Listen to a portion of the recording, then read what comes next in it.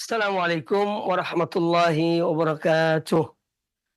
Innal hamdalillah nahmaduhu wa nasta'inuhu wa nastaghfiruh wa na'udzu billahi min shururi anfusina wa min sayyiati a'malina.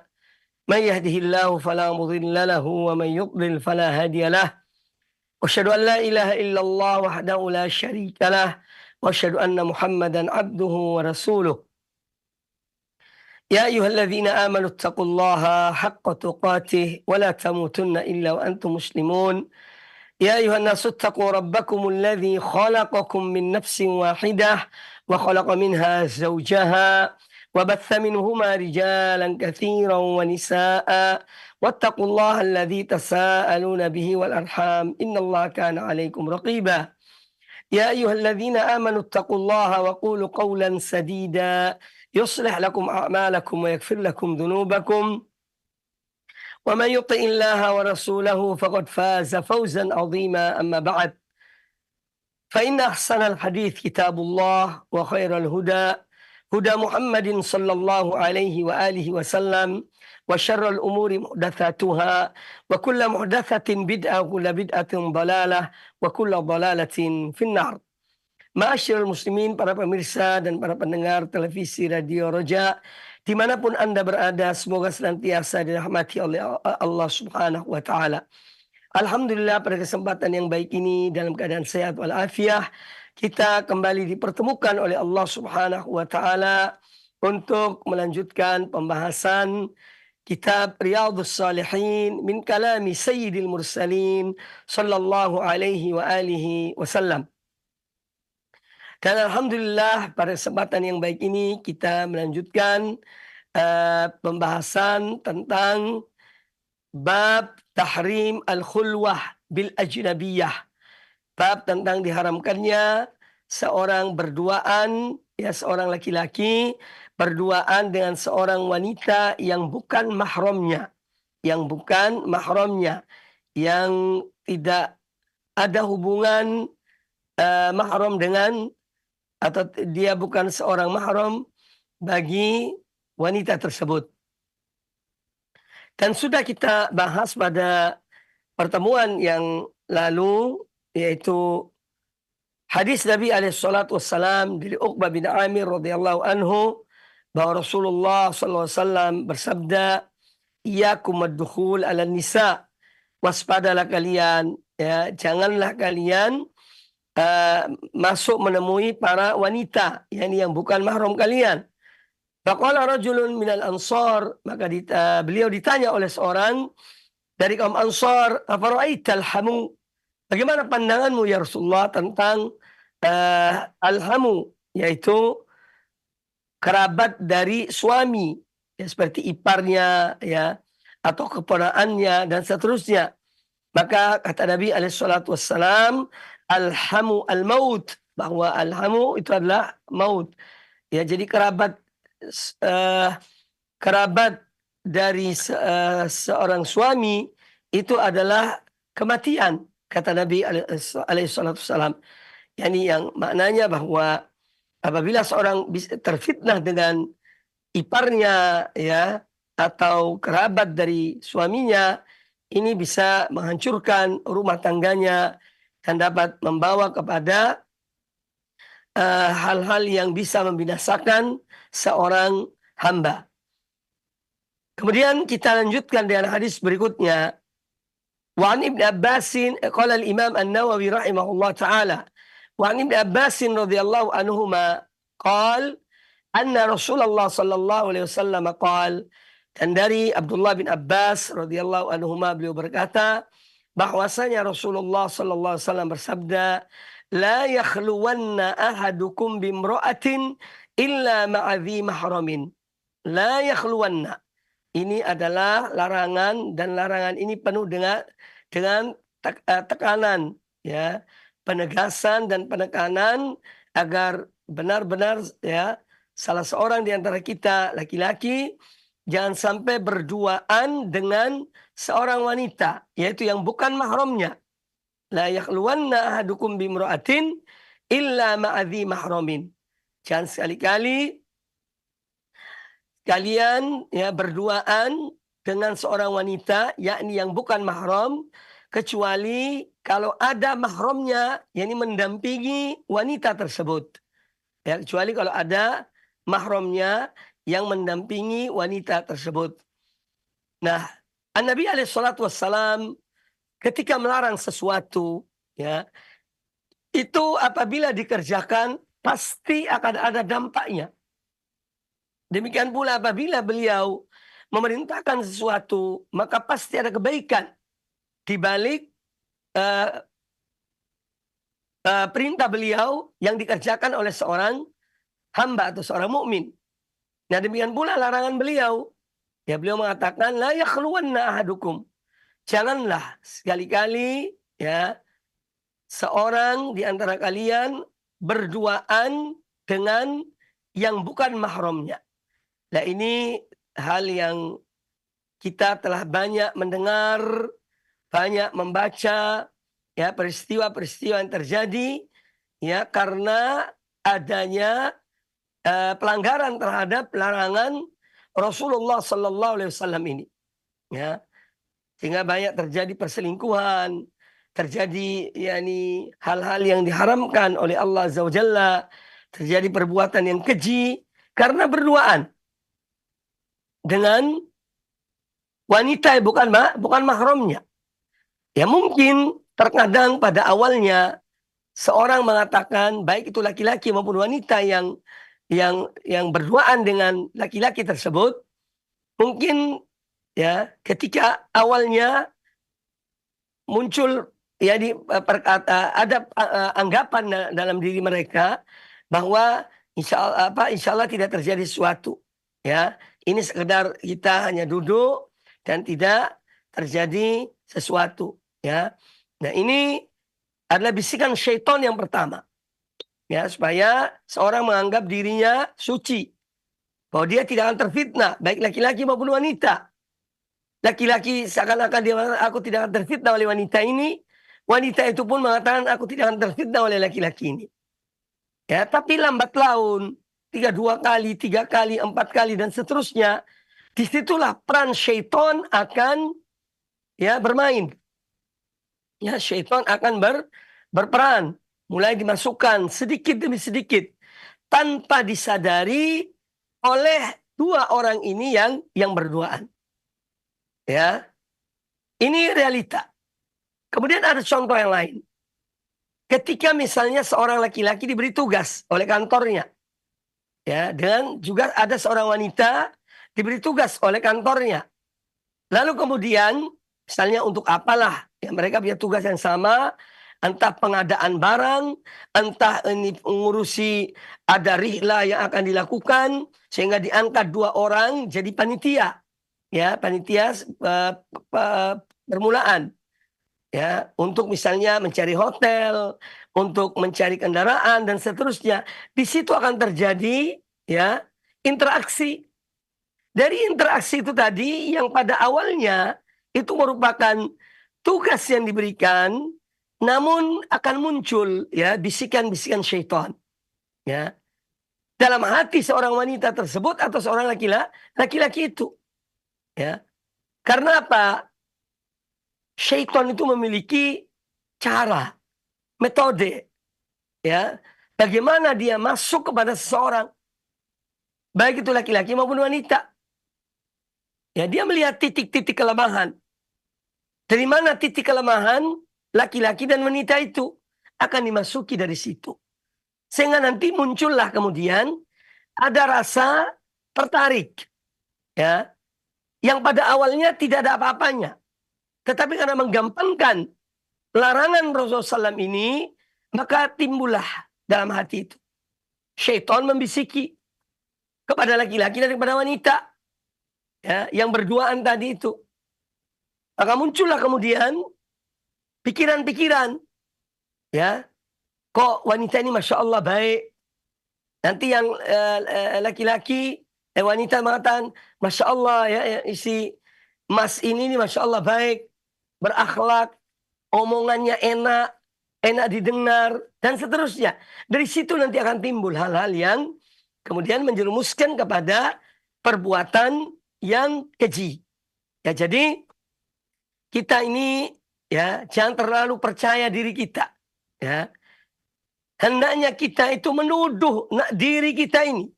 Ya, kalau kita ini manusia punya kekurangan, manusia punya syahwat, manusia punya keinginan-keinginan, ya, dan kita ini bukan malaikat. Siapapun orangnya, meskipun orang itu berilmu, masya Allah ilmunya, masya Allah akidahnya, ya, tapi namanya syaitan, dia bisa masuk dari segala pintu, ya, dia bisa masuki dari segala pintu. Apalagi kalau lemah imannya, ya, lemah prinsipnya, sehingga dia mudah bisa terjerumus dalam hal yang dilarang oleh Allah dan Rasulnya Shallallahu Alaihi Wasallam. Nah, oleh karena itu Nabi Alaihi Wasallam, ya, beliau melarang berduaan antara seorang laki-laki dan seorang wanita yang bukan mahramnya. Ya, boleh berduaan kalau ada pendampingnya. Si wanita itu ada mahramnya, ya, dia mendampingi saudaranya, saudarinya, ya, karena itu dia mahramnya, sehingga dia mengawasi, ya, apa yang dibicarakan kalau memang itu satu hal yang memang patut mereka membicarakan. Tapi ada mahramnya di situ. Ya, jadi jangan gampangkan hal-hal yang kecil, namun itu akan berdampak pada hal yang besar. Ya, ada sebuah hadis. Hadis ini hadis lemah, ya, yaitu bahwa an-nadhrah, pandangan itu merupakan anak panah iblis atau syaitan yang pertama kali. Itu melihat. Itu sudah panahnya. Kalau seorang tidak menundukkan pandangannya dalam melihat seorang wanita, demikian pula sebaliknya seorang wanita melihat seorang laki-laki, dia tidak menundukkan pandangannya, tidak menahan pandangannya, maka ini merupakan anak panah syaitan yang pertama kali. Ya, dari memandang nanti mengucapkan melemparkan senyum. Para ulama menyebutkan di antara bagaimana syaitan itu, ya, urutan-urutannya dalam merayu manusia. Nadratun, ya, pertama nadhrah, lihat. Pandangan yang tidak dikendalikan, ya. Kemudian yang kedua, fabtisamun. Kemudian senyum, ya. Setelah memandang, ya, pertemuan berikutnya itu akan melemparkan senyum, ya. Kemudian fasalamun, langkah ketiga, ya, mengucapkan salam, assalamualaikum, ya. Kemudian yang keempat, fakalamun, kemudian mulai berbicara, perkenalan, dari mana mas, dari mana mbak, dari mana kak, dari mana dek, kerja di mana, ya. Kemudian yang keempat tadi adalah fakalamun, kemudian yang keenam famau'idun. Kemudian mulai ada perjanjian. Ya, nanti ketemu di sini ya, nanti ketemu di mall ini ya, nanti ketemu di sini dan di situ, ya. Kemudian yang terakhir adalah pertemuan, ya. Ini langkah-langkah pertama dari syaitan. Nadratun, ya, pandangan, fabtisamun, kemudian senyum, ya. Fasalamun, kemudian assalamualaikum, ya, mengucapkan salam. Yang keempat, fakalamun, mulai perkenalan, berbicara. Yang kelima, famau'idun, berjanjian, ketemu di mana. Yang keenam, liqa'un, ya. Itu langkah syaitan yang pertama. Nanti periode berikutnya lain lagi. Sesudah pertemuan lain lagi episodenya, ya. Jadi seorang tidak usahlah merasa dirinya masya Allah maksum, ya. Fala tuzakku anfusakum. Allah Ta'ala mengatakan janganlah kalian yang mensuci-sucikan diri kalian. Ya, aku kuat imanku, aku kuat akidahku, aku kuat manhajku dan seterusnya. Jangan. Manusia tetap manusia, ya. Syaitan dan permainannya. Ya, ini harus kita waspada. Oleh karena itu benar apa yang dikatakan oleh Nabi SAW ketika beliau melarang, ya, la yakhluwanna ahadukum bi imra'atin illa ma'adhi mahramin. Jangan sekali-kali salah seorang di antara kalian berduaan dengan seorang wanita, ini wanita yang bukan mahramnya, kecuali ada pendamping wanita itu yaitu mahramnya. Ya, sehingga dengan demikian ini dalam rangka menjaga, ya, menjaga jangan sampai akan terjadi hal-hal yang diharamkan oleh Allah Subhanahu wa taala. Nah, sekarang kita lihat dalam dunia ini, ya, begitu gampangnya, begitu mudahnya, ya, fasilitas, apalagi sekarang ada yang namanya ya HP, handphone, medsos dan seterusnya, ya. Ada sekarang ini zaman bisa dengan video call. Seorang yang tadi yang tidak tahu wanita ini seperti apa, nanti video call ya. Nanti aku di kantor, kita video call. Ya, naudzubillah. Jadi dari situlah kemudian nanti wanita menampakkan wajahnya. Bermula dari perkenalan, dari WA, dari SMS, ya. Dari WA itu tadi. Kemudian perkenalan dan seterusnya. Kemudian terjadi apa yang terjadi. Maka harus waspada. Ya, kita harus su'dzon dengan diri kita. Jangan terlalu berprasangka baik dengan diri kita. Kita ini manusia biasa, banyak kelemahannya, banyak kekurangannya, yang kemudian juga ada syaitan, ya, faktor eksternal syaitan yang membisiki di diri kita, ya, dia memperindah sesuatu yang jelek, ya, dia memperindah sesuatu yang jelek atau sesuatu yang buruk diperindah, ya, dan niatnya yang penting kan niatnya baik, ini kan untuk silaturahmi, ini kan untuk itu dan untuk itu, semua itu terkadang dari bisikan-bisikan syaitan untuk bagaimana dia menjerumuskan seorang ke dalam perbuatan keji, perbuatan yang diharamkan oleh Allah Subhanahu wa taala. Nah, jadi ketika Nabi alaihissalam ya memberikan arahan, kalaupun seorang misalnya dia harus berbicara dengan atau bertemu dengan seorang wanita yang bukan mahramnya, hendaknya ada pendampingnya, ada mahram yang mendampinginya. Ya, jadi ketika ada mahram itu yang mendampingi, maka ini sudah tidak dikatakan khulwah, ya, khulwat, berkhulwat, karena ada pendampingnya, itu ada mahram yang dia duduk di situ, dan mahram itu ya orang yang dewasa, ya. Mahramnya seorang wanita yaitu laki-laki yang dewasa, ya, bukan anak yang belum balik, ya. Kadang-kadang ada sebagian wanita demikian, ketika bertemu dengan orang lain, ya, yang bukan mahramnya, dibawa anak kecilnya. Anak kecil umur 3 tahun, 4 tahun, 5 tahun, dianggap bahwa ini ada mahramnya, ya. Itu bukan mahram, anak kecil masih tidak ngerti apa-apa, ya. Dia bukan mahram. Yang dimaksud mahram orang yang dewasa, orang yang bisa menjaga saudaranya atau saudarinya, dan orang yang yakni disegani misalnya. Intinya ada seorang yang mendampingi wanita tersebut ketika dia akan bertemu dengan yang bukan mahramnya. Kemudian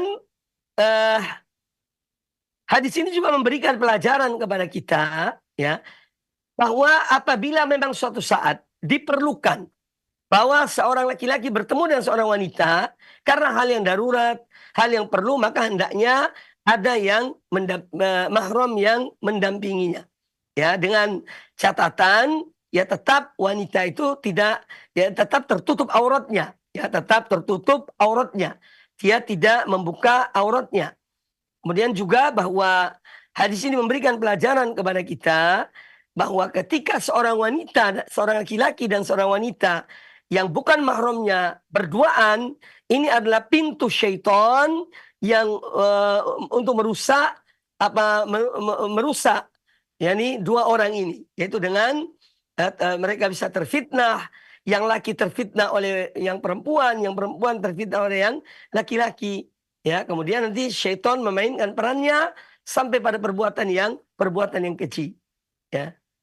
Kita ini banyak menangani masalah rumah tangga, ya. Seorang suami, ya, menyukai wanita lain, ya, berhubungan, ya, kemudian video call, kirim surat dan seterusnya, WhatsApp dan seterusnya. Demikian pula wanita juga demikian, mengirim ke seorang laki-laki yang bukan mahramnya, ya. Maka ini hati-hati, ya, ini hati-hati. Oleh karena itu di rumah itu tidak perlu ada, ya, ini kalau antara suami dan istri, ya, dalam masalah WhatsApp misalnya atau HP, jangan sampai itu ada hal-hal yang dirahasiakan. Artinya biar suami bisa melihat apa isi dari HP istrinya, istri pun demikian bisa melihat apa isi dari HP suaminya, ya, supaya situ ada keterbukaan, ya. Sebab kalau tidak ini akan berbahaya. Kalau mulai muncul fitnah, hendaknya dihapus. Hendaknya mungkin nomornya perlu diblokir, ya, jangan disimpan, jangan disembunyikan. Ya, jadi kita bicara dengan zaman yang berbeda, ya. Bisa jadi seorang khulwah dengan seorang laki-laki, walaupun itu bukan dalam bentuk dua orang perempuan laki-laki berduaan di satu ruangan, tapi di ruangan HP, ya, di ruangan HP ngobrol asyik. Si laki-laki ini bicara macam-macam yang mengindah-indahkan, seterusnya. Suami wanita pun demikian pada laki-laki ini. Akhirnya timbullah kemudian fitnah, timbullah kemudian rasa cinta, ya. Kok wanita ini masya Allah ya baik ya. Nanti yang wanita masya Allah laki-laki ini baik, lebih baik daripada suamiku. Yang suami yang seorang laki-laki mengatakan wanita ini masya Allah lebih baik daripada istriku dan seterusnya. Itulah kemudian terjadi apa yang terjadi. Dan itu banyak. Ya, maka hati-hati dalam kita berkomunikasi, dalam kita menggunakan medsos dan seterusnya, harus tetap ada kewaspadaan. Ya, kita menggunakan alat ini selama diperlukan, selama ada hajat perlu kita kita gunakan. Tapi kalau sudah berlebihan, sampai nanti melihat bagaimana, apalagi film-film, gambar-gambar, film-filmnya antara ini, artis-artis yang ini dan itu dan seterusnya, itu akan muncul fitnah-fitnah dalam rumah tangga atau dalam diri seorang laki-laki dan diri seorang wanita. Hadis berikutnya. Qala al-Imam An-Nawawi rahimahullah ta'ala. Wa an Buraidah radhiyallahu anhu qala, dan dari Buraidah radhiyallahu an, beliau berkata, qala Rasulullah sallallahu alaihi wasallam, Rasulullah sallallahu alaihi wasallam bersabda, hurmatu nisa'il mujahidin 'alal qa'idina ka hurmati ummahatihim. Ya. Haramnya, ya, istri-istri para mujahidin yang mereka para mujahidin ini pergi berperang, ya, di jalan Allah, kan mereka meninggalkan istri-istri mereka, ya. Nah, kehormatan wanita seorang mujahidin atas orang-orang yang tidak pergi berperang, ya, karena juga ada sebagian orang yang tidak pergi berperang, ya, seorang laki-laki, ya. Kehormatan wanita-wanita para atau istri-istri para mujahidin itu kahormati ummahatim, ya. Kehormatan mereka terhadap orang-orang yang tidak pergi berperang, mereka wanita-wanita itu ibarat ibu-ibu dari orang-orang yang tidak pergi berperang. Kemudian kata Nabi alaihissalam, nanti saya akan jelaskan ini. Ma min rajulin minal qaidina yakhlufu hasanatihi. Ma min rajulin minal qaidina yakhlufu rajulan minal mujahidin fi ahlihi. Tidaklah seorang, ya, ma min rajulin minal qaidin, tidaklah seseorang yang dia tidak ikut perang, dia itu, ya, sebagai pengganti untuk mengurusi istri-istri para mujahidin, orang-orang yang pergi berjihad, ya. Dia mengurusi keluarga orang-orang yang pergi berjihad, fayakhunuhu fihim, lalu orang laki-laki yang dipercayakan untuk mengurusi istri-istri para mujahidin itu, dia berkhianat, ya, dia berkhianat, ya. Illa waqafa lahu yaumal qiyamati, melainkan nanti dari kiamat dia diberdirikan di hadapan Allah Ta'ala. Fayakhudhu min hasanatihi ma syaa, maka orang mujahidin itu akan mengambil kebaikan-kebaikan orang yang tidak pergi berperang, yang dia ditugaskan untuk menjaga, untuk mengurusi, ya, para istri, para mujahidin, namun dia khianat, maka amalan-amalan kebaikannya akan diambil oleh mujahidin, ya, sesuai dengan apa yang dikehendakinya. Hatta yardo, sampai dia puas, dia ridho. Ya, kalau dia ambil semua, dia ambil semua. Sehingga orang yang khianat tadi itu tidak punya amal kebaikan lagi. Ya. Kemudian, thumma iltafata ilaina Rasulullah sallallahu alaihi wasallam. Kemudian kata Buraidah, Rasulullah SAW melihat pada kami. Faqal ma dhannukum? Lalu beliau bersabda dan dalam pertanyaan, ma dhannukum? Bagaimana dugaan kalian yang terhadap orang ini? Ya. Hadis riwayat Imam Muslim. Hadis ini menjelaskan pada kita tentang salah khianat. Ya. Terutama khianat terhadap seorang suami yang memberikan amanah kepada seseorang untuk melihat, memantau, mengurusi urusan-urusan keluarganya. Tapi ternyata orang yang diberi amanah ini khianat. Ya. Sampai dia tuh naudzubillah berzina dengan wanita ini. Ya.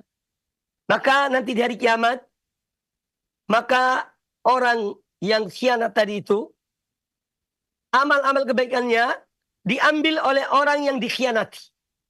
Ya, diambil oleh orang yang dikhianati, diambil semaunya dia, sampai dia ridho. Ya, sampai sepuasnya dia mengambil dari kebaikan-kebaikan tersebut. Nah, ini ya adalah gambaran bagaimana pengkhianatan. Ya. Khianat ini perbuatan yang paling buruk. Sifat yang paling jelek adalah khianat.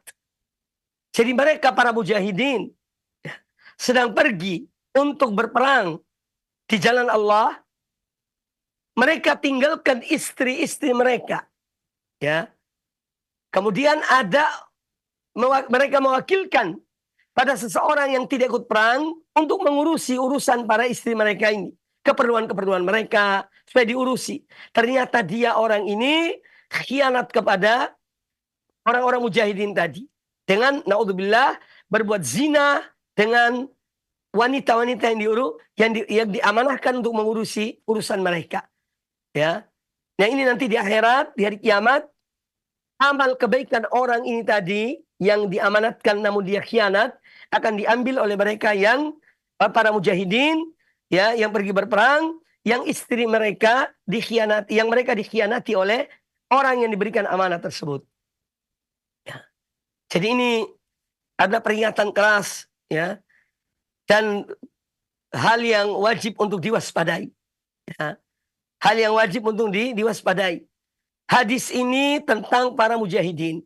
Ya. Status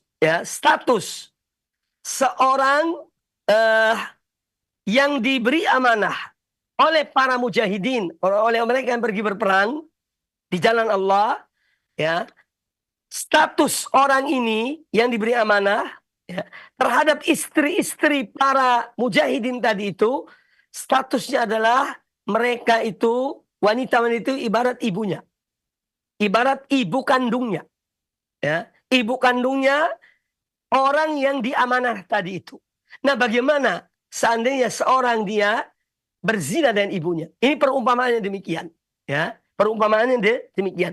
Kalau dia khianat, sampai dia berzina dengan salah seorang istri seorang mujahid, maka dia ibaratnya berzina dengan ibu kandungnya. Naudzubillah min dzalik.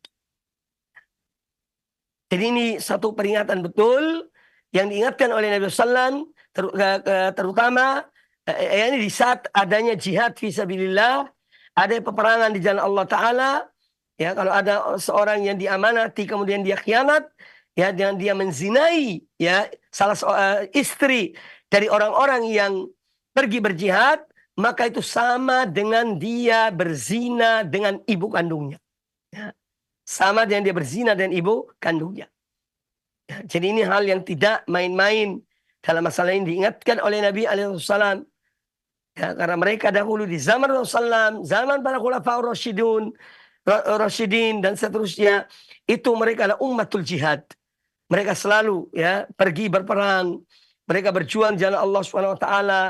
Ya, maka peringatan keras dari Nabi SAW terhadap orang-orang yang diberi amanah untuk menjaga istri-istri para mujahidin itu, jangan sampai mereka berbuat macam-macam. Ya, jangan sampai berbuat keji dengan wanita-wanita para mujahidin itu. Ya, itu sama dengan dia berzina dengan ibu kandungnya. Ya, semoga bisa dipahami apa yang disampaikan tadi.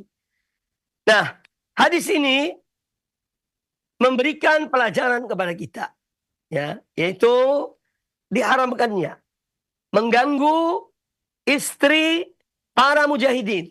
Jangankan istri para mujahidin, dalam hal bermuamalah, dalam hal bertetangga, ya, seorang laki-laki menzinai istri tetangganya, ya, ini luar biasa dosanya, ya.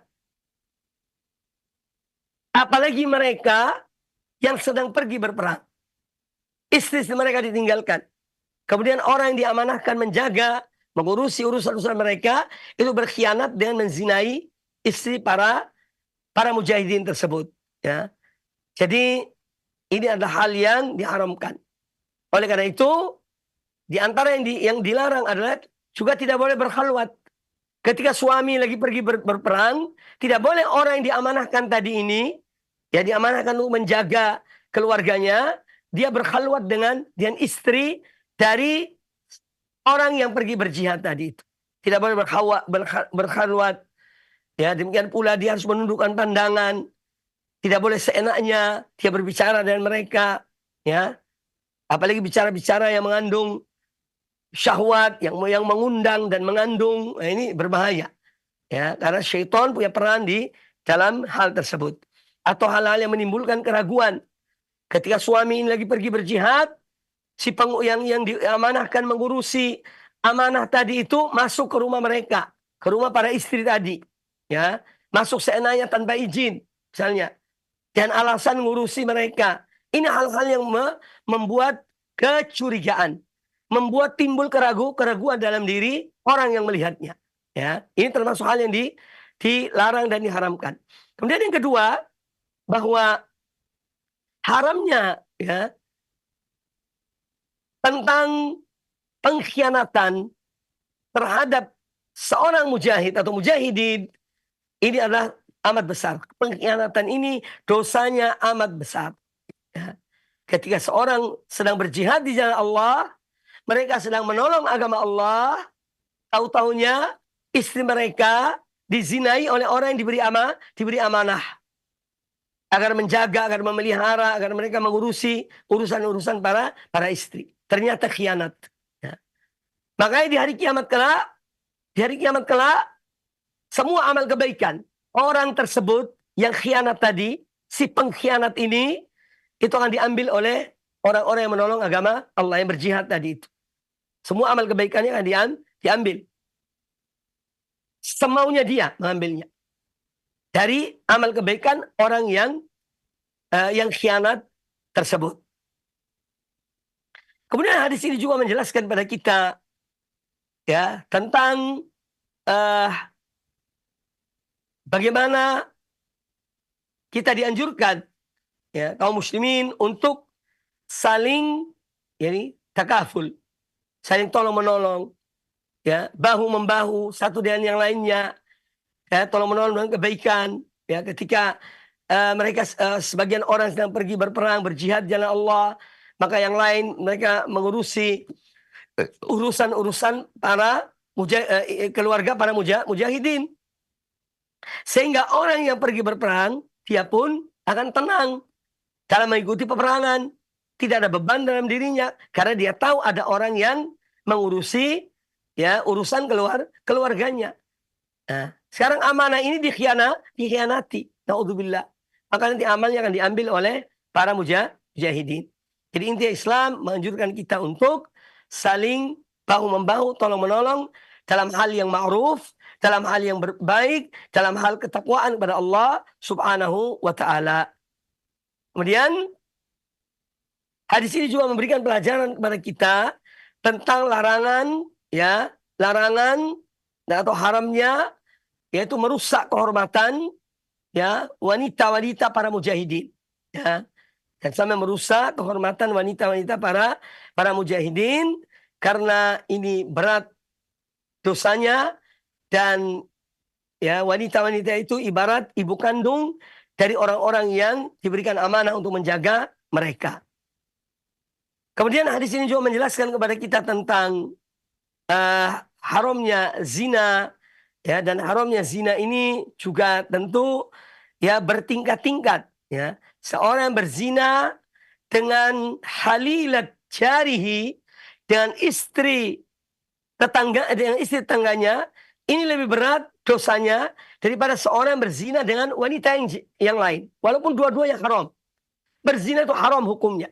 Tapi ketika seorang tetangga berzina dengan istri tetangganya, maka ini ya tentu dosanya lebih besar.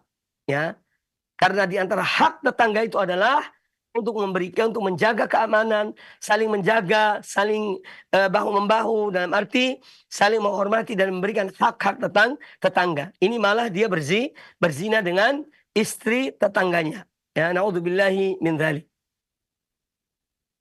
Nah, itu diantara pelajaran-pelajaran penting yang diambil dari hadis ini. Kemudian bab yang berikutnya.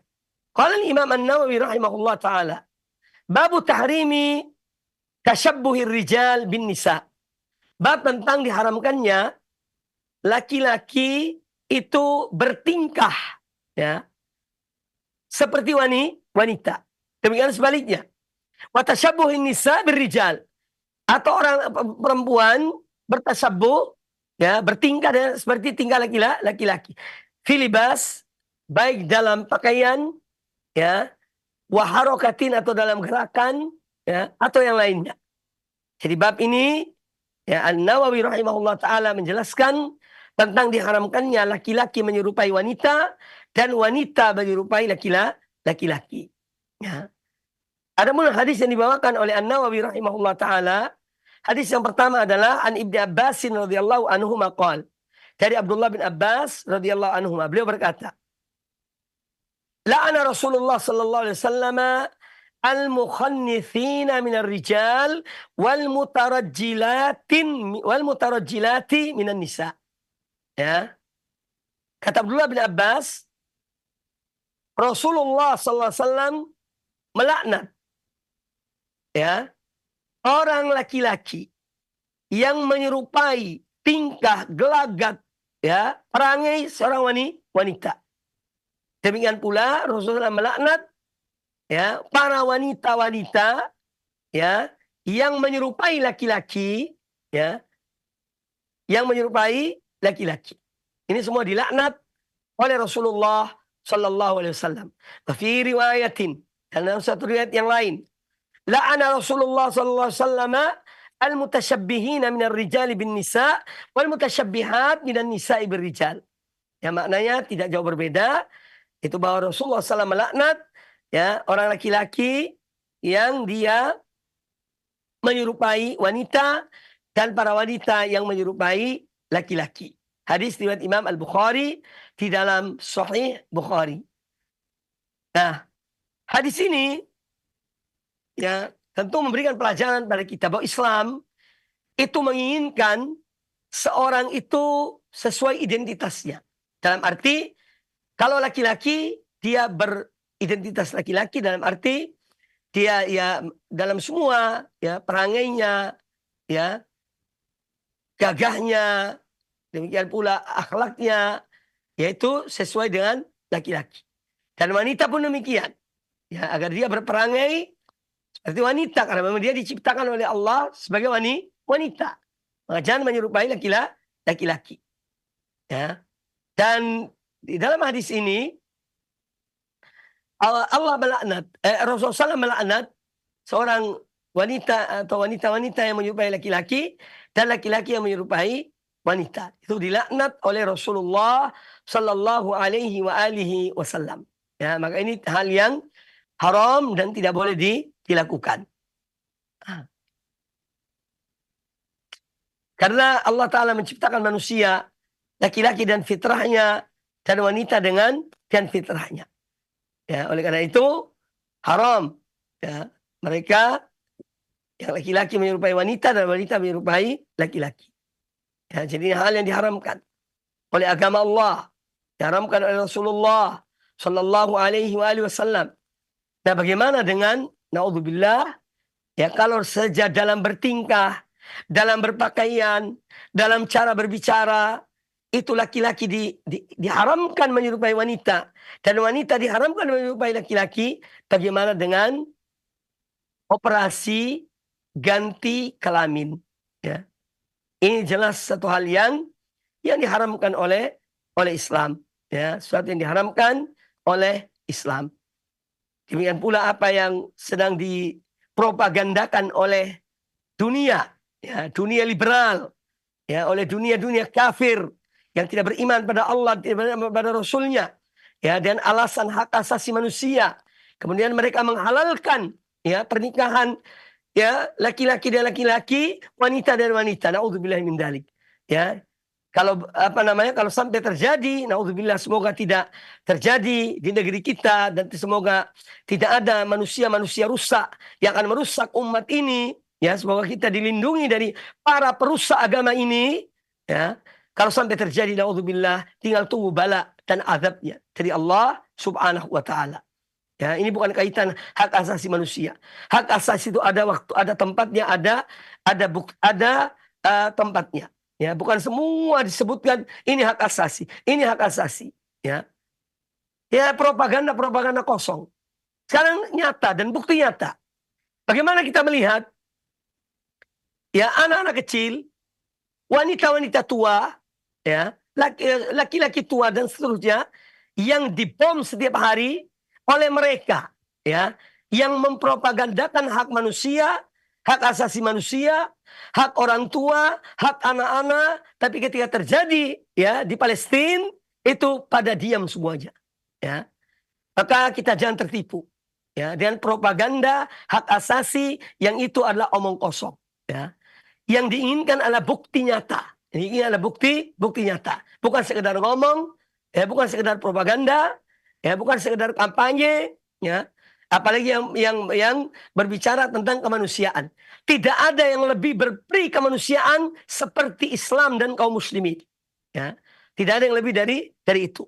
Ya, Islam sudah mengajarkan dan Nabi SAW telah mengajarkan bagaimana ketika berperang beliau memerintahkan dalam peperangan agar jangan membunuh orang-orang tua, jangan membunuh orang-orang yang sedang beribadah di tempat-tempat ibadah mereka, di gereja mereka, di biara mereka, jangan membunuh anak-anak kecil, jangan membunuh para wanita, jangan memotong pohon. Ya, itu sudah diajarkan sejak lebih dari 1000 tahun oleh Muhammad bin Abdullah sallallahu alaihi wasallam dan dilaksanakan oleh semua yang melanjutkan kepemimpinan setelah Rasulullah, para khulafaur rasyidin dan yang lainnya dari penguasa-penguasa kaum muslimin yang tetap menjaga apa yang telah dipesan oleh Rasulullah sallallahu alaihi wasallam.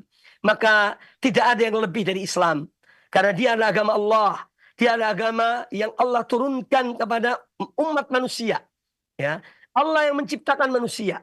Allah yang lebih mengetahui bagaimana watak mereka, kepribadian mereka, nafsu mereka, dan seterusnya. Makanya Allah mengatur syariat agama Allah ini yang melalui Rasulullah SAW sudah sesuai dengan hal-hal yang akan membawa kemaslahatan bagi seorang hamba, baik di dunia maupun di akhirat. Bagi sebuah komunitas, bagi sebuah negara, ya, di dunia maupun di akhirat. Ya, apabila mereka melaksanakannya, maka mereka akan mendapatkan yakni kebahagiaan di dunia dan di akhirat kelak.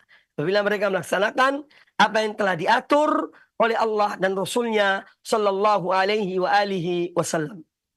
Para pemirsa, para pendengar rahimani wa rahimakumullah, hadis yang berikutnya. Qala An-Nawawi rahimahullah taala. Wa an Abi Hurairah radhiyallahu anhu qala.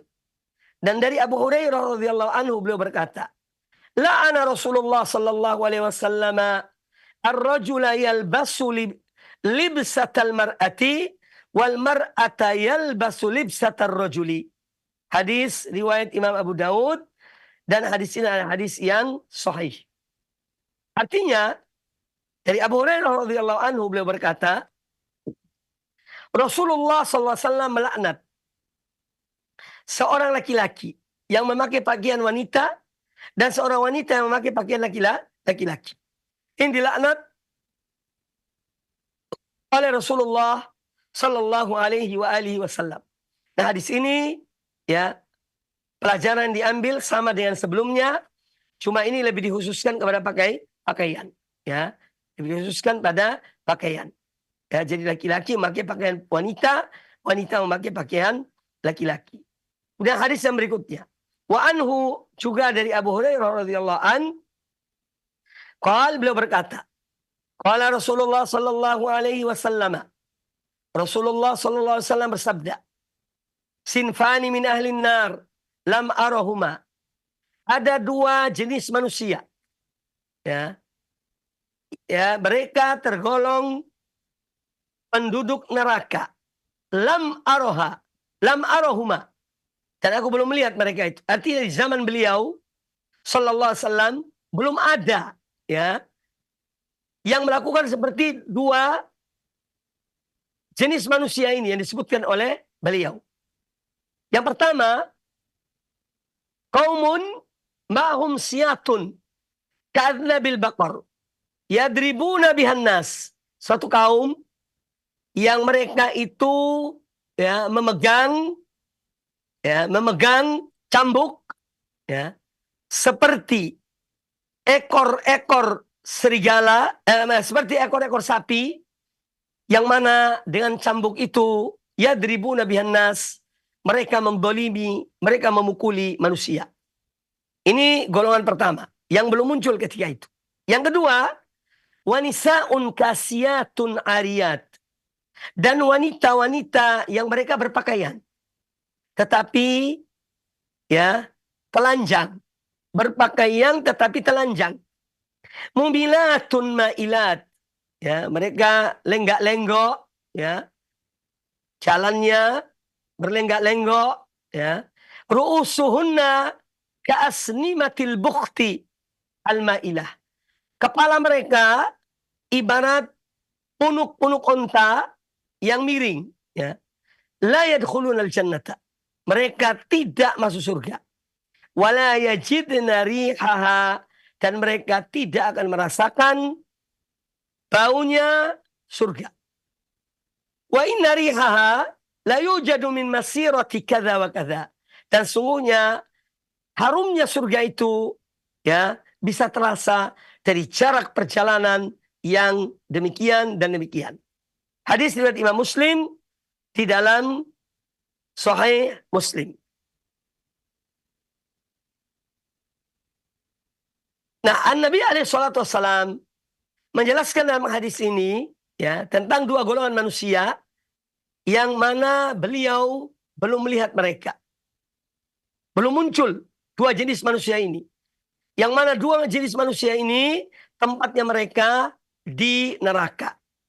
Yang pertama adalah suatu kaum yang mereka mendolimi hamba-hamba Allah dan kekuasaan yang ada pada mereka dan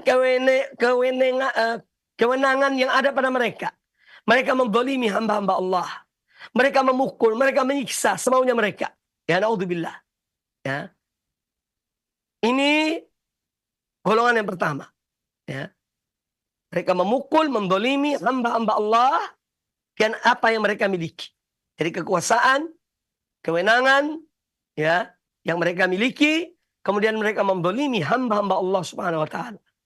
Yang kedua, yaitu wanita-wanita kasiat, yang mana mereka ini wanita-wanita yang mereka berpakaian, ya, dari nikmat Allah yang Allah berikan pada mereka, ya.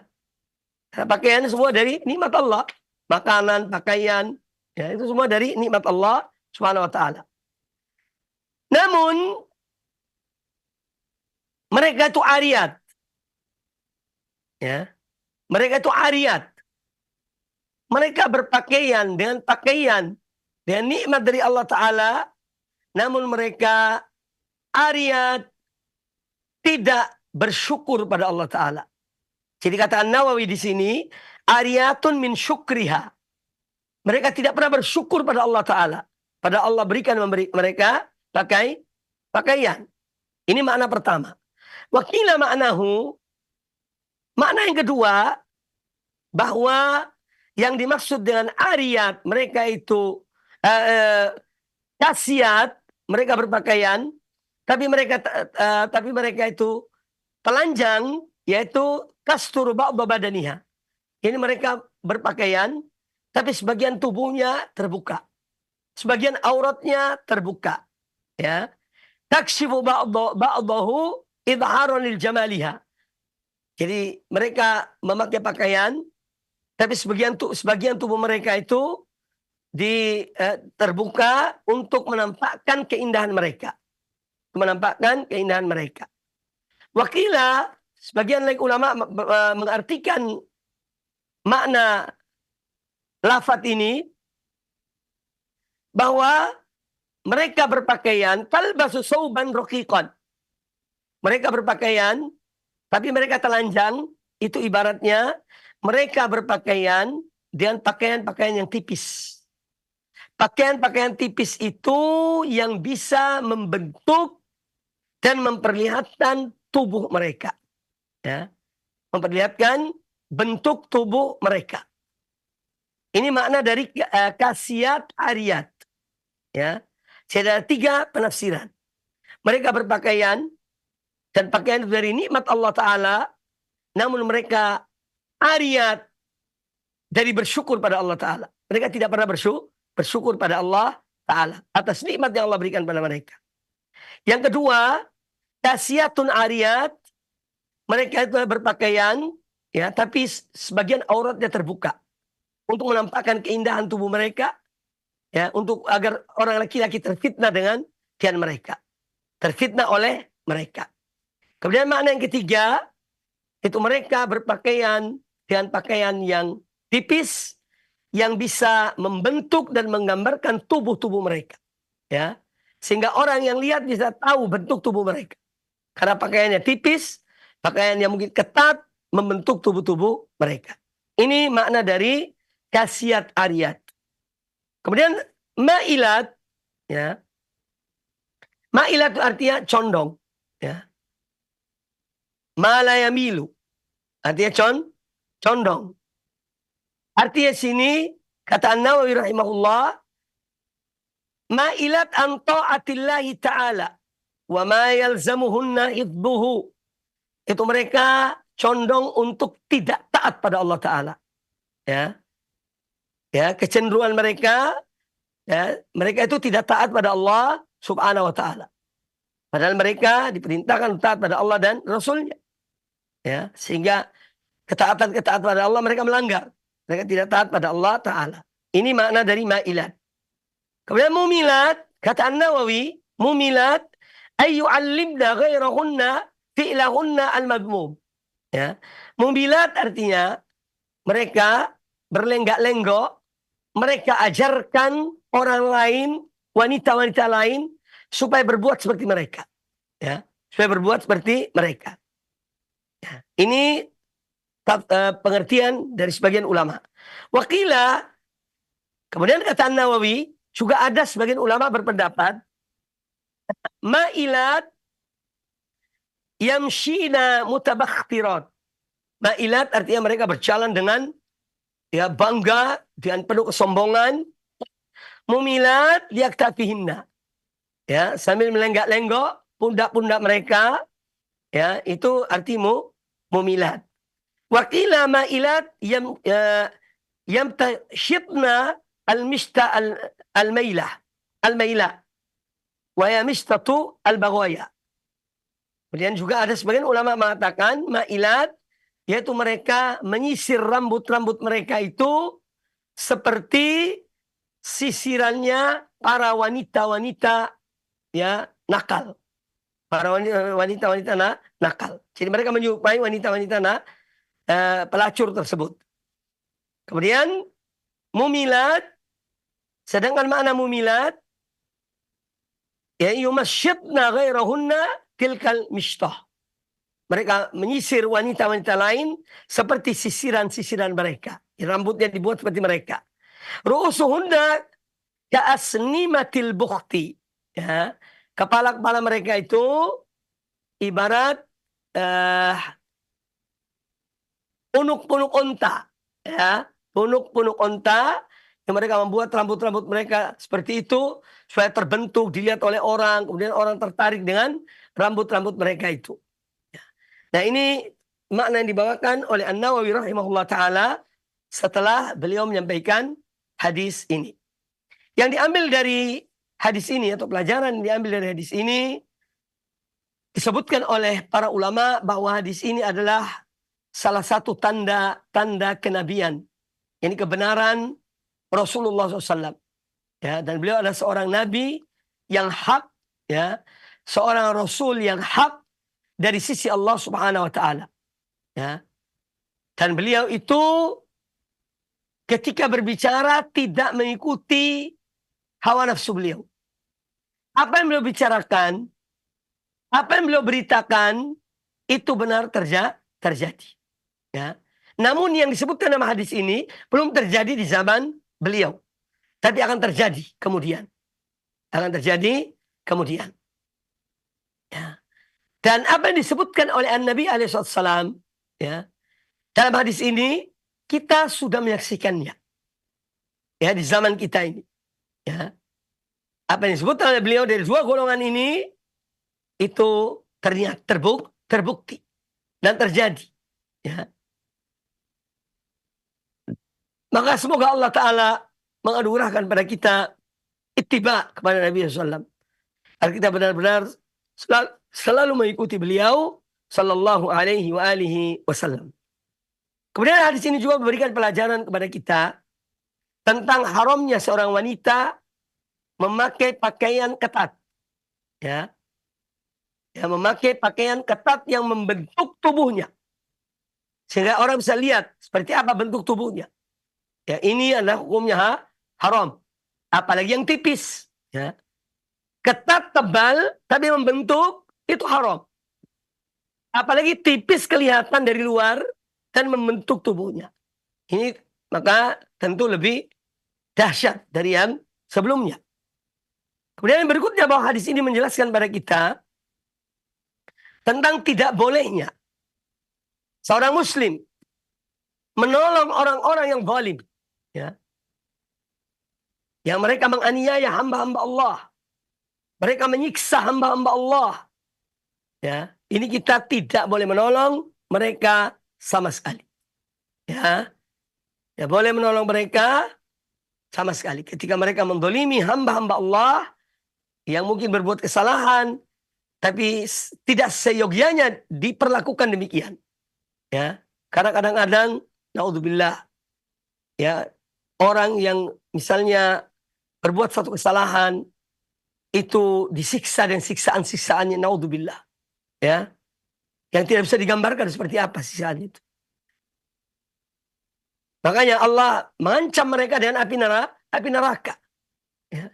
Ketika mereka menyiksa hamba-hamba Allah seperti itu, maka nanti di akhirat Allah membakar mereka, masukkan dalam neraka. Naudzubillah. Ya. Semoga Allah melindungi kita dari azab api neraka. Ya, karena memang tidak bisa dipungkiri tentang orang-orang yang zalim.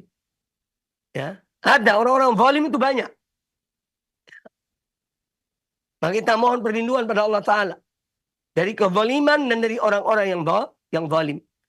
Ya, yang menyiksa ya hamba-hamba Allah walaupun kesalahannya sedikit, tapi disiksa dan siksaan-siksaan yang luar biasa. Ya. Kemudian yang berikutnya bahwa hadis ini cuma memberikan pelajaran kepada kita, ya, tentang dua golongan ini. Jadi ketika munculnya satu, munculnya kedua. Ketika muncul orang-orang zalim, maka juga muncul apa yang disebut dengan wanita-wanita yang berpakaian, tapi mereka itu ibaratnya telanjang. Ya. Dan juga hadis ini memberikan pelajaran pada kita bahwa bahwa dua golongan ini, ya, disebutkan oleh Nabi SAW min ahlin nar, tergolong orang-orang yang akan menjadi penghuni api neraka. Yang mana api neraka itu lebih dahsyat daripada api di dunia ini. Masyaallah muslimin rahimakumullah. Ya, semoga Allah melindungi kita dari dua hal ini, baik dari orang-orang yang zalim ataupun dari generasi, dari para wanita ya, yang seperti ini sih sifat-sifat mereka.